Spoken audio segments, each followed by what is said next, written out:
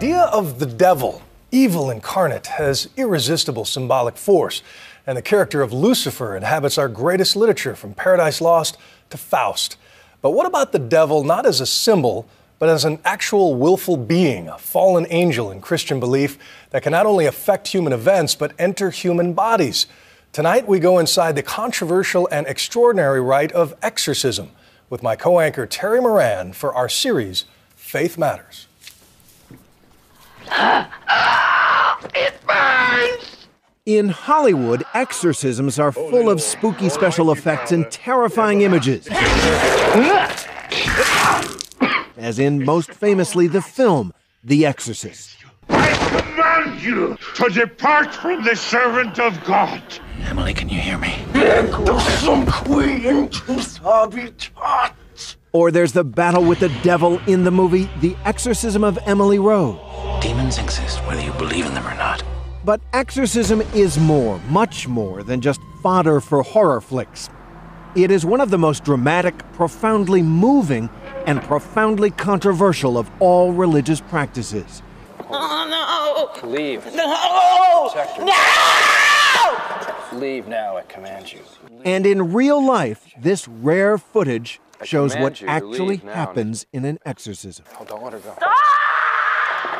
Stop it! Get her off me! I would do things that I wouldn't necessarily do, but so intense that it was like I was almost a puppet. Becky Parker is her name. She was possessed by demons, she firmly believes, and she has been saved, she affirms, by the love of God through the rite of exorcism. I'm happy because I found God. I found how to win the spiritual battle I was in. Tell me your name in the name of Jesus Christ. A spiritual battle. That's what the experience of exorcism feels like to those who go through it. Speak the truth. Speak the truth. And those who perform it. I do it because I think it's an incredibly profound opportunity to help in the healing ministry that this is fundamentally about. And in a ministry where people are suffering tremendously. Father Gary Thomas is an exorcist, though he did not perform Becky Parker's exorcism. That priest preferred to remain anonymous. This is Jesus. But Father Gary was trained in Rome, and for the past several years, he's been the official exorcist of the Diocese of San Jose, California. Father, is the devil real? I do believe the devil is real. I've had occurrences and experiences in my life where I believe I've seen the devil. I've seen demons. But you don't see Satan in the same way that you and I are looking at each other. There's plenty of evil in the world. God knoweth that, you might say. Plenty of cruelty, mayhem, and murder. But the devil? Satan is a pure spirit. He's an angel who fell.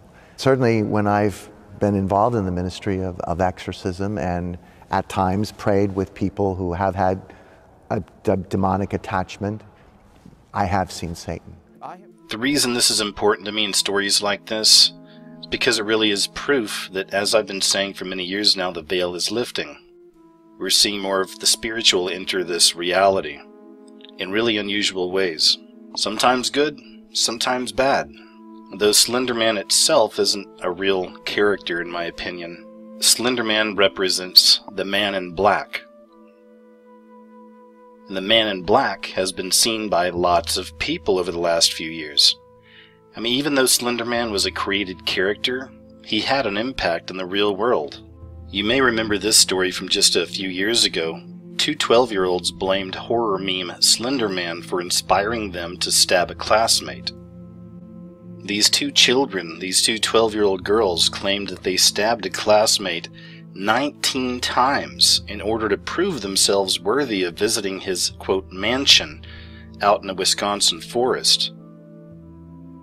One of the girls apparently claimed that Slenderman could actually read her thoughts. They had allegedly planned to murder their victim, another 12-year-old girl, for months, but she ultimately escaped after the attack. Where the Slenderman, the Waukesha stabbing that grabbed national attention, is now the focus of a documentary. Morgan Geyser and Anissa Wire are accused of stabbing their classmate back in 2014. Police say they attacked their friend during a sleepover to appease the fictional character Slenderman. Both girls are charged with attempted first-degree murder. A documentary called Beware the Slenderman looks deeper into the character and the crime. For the second time in a little over a week, Slenderman is being blamed for inspiring an attempted murder. Last week, we brought you the story of two 12-year-old girls who stabbed their friend in the woods of Wisconsin. After hearing about this story, a woman in Hamilton, Ohio, made the connection between Slenderman and her attacker, her 13-year-old daughter. I came home one night from work, and she was in the kitchen waiting for me, and she was wearing a white mask. She had her hood up, and she had her, hands covered with the sleeves and the mask. She said her daughter's writing had been getting darker and darker and contained references to the fictional character Slenderman. Right now, we're waiting to hear whether a 14-year-old girl will be charged as an adult for trying to kill her mother and her brother. Tonight, we know she was looking at websites involving the fictional character Slenderman just before deputies say she set her home on fire after an argument. Investigators telling us late this afternoon they found a journal belonging to the teen. Among things they say, the suspect wrote, quote, "If this keeps up, there will be no safety in this house. And Mom, if you ever find this before it happens, I'm sorry." We're also told she was influenced by violent online stories like Slenderman. One of her friends told us what's in those stories. Very disturbing and violent things like murder, how to kill someone. They're marketing on something that, could have potentially can take more lives. Party City store, formerly iParty off Embassy Boulevard, is selling what they call a Slenderman morph suit for $55, included in the kit a one-piece suit and spray blood. It gives children the impression that this is cool and this is okay. About the demonic possession outbreaks that have been occurring around the world. If you go through my library of videos, it's been occurring a lot in the last few weeks, in the last few months. We have yet another outbreak of demonic possession. 22 schoolgirls all suffered from mass demonic possession after playing the game Charlie Charlie. For those of you who don't know the game, Charlie Charlie is a game where you put pencils together, you summon this demon known as Charlie, and he answers questions. You have to summon him, though, and then there's like a yes or a no on a piece of paper, and he answers questions for you. It's the summoning of a demon, and they've turned it into yet another one of these games for children to play. Now, in this case, we recently saw 100 schoolgirls who, were playing with the Ouija board that all went into demonic possession. Now we have 22 schoolgirls in Colombia, all in different classrooms at school, all at the same time, all suffered from a mass demonic possession. The children were screaming, they were hallucinating, foaming at the mouth. One of the girls said that she actually saw a figure in a black robe, which has been reported at these other locations where these mass demonic possession outbreaks have occurred. People have been reporting that they've seen a demonic figure dressed in all black lurking around the hallways. And you're seeing this happen more and more in schools around the world.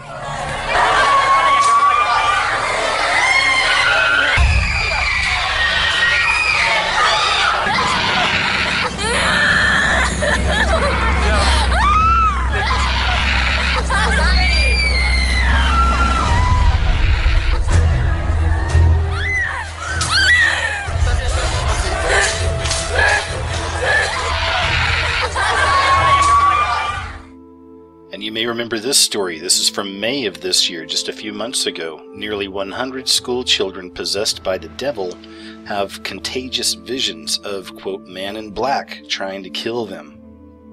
It's also interesting when you compare these cases because you start seeing there's similar symptoms taking place. Check this out. Children aged between 11 and 14 reportedly fainting and having strong muscular convulsions. Shocking video footage shows pupils who are barely conscious repeatedly screaming and who appear to be delirious. Dr. Anthony Choi told National Channel Pan American TV, "We don't understand how this has kept on going on. We know it started on the 29th of April and now it is still happening. Now there are almost 80 pupils who are still affected." A pupil, not named in local media, described their experience. "It's disturbing for me to think about it. It's as if someone kept on chasing me from behind. It was a tall man all dressed in black, with a big beard, and it felt like he was trying to strangle me. My friends say I was screaming desperately, but I don't remember much. Another schoolgirl said she had trouble breathing and was desperately holding her neck as if someone was strangling her. According to her friends, she kept screaming, "Take it out." Another anonymous girl, aged 13, told local media several children from different classrooms fainted at the same time. I got nauseous and started vomiting. I heard voices. A man in black chased me and wanted to touch me. And here's yet another example from this year. Once again, just a few months ago, school evacuated after picture of ghost in corridor sparks mass hysteria among pupils.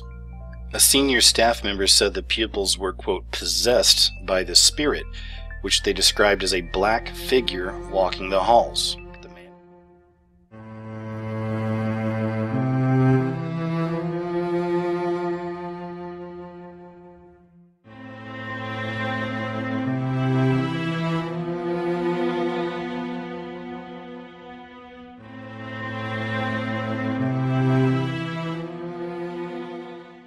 But exorcism is more, much more than just fodder for horror flicks. It is one of the most dramatic, profoundly moving, and profoundly controversial of all religious practices. Oh, no! Leave. No! No! Leave now, I command you. The character of Lucifer inhabits our greatest literature, from Paradise Lost to Faust. But what about the devil not as a symbol, but as an actual willful being, a fallen angel in Christian belief that can not only affect human events, but enter human bodies? Tonight, we go inside the controversial and extraordinary rite of exorcism.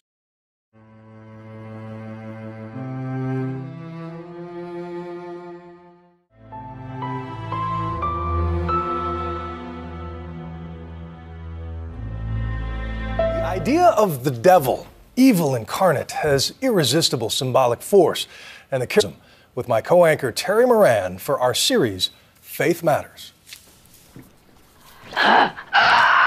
It burns! In Hollywood, exorcisms are full of spooky special effects and terrifying images. As in, most famously, the film, The Exorcist. I command you to depart from the servant of God. Emily, can you hear me? Or there's the battle with the devil in the movie The Exorcism of Emily Rose. Demons exist whether you believe in them or not.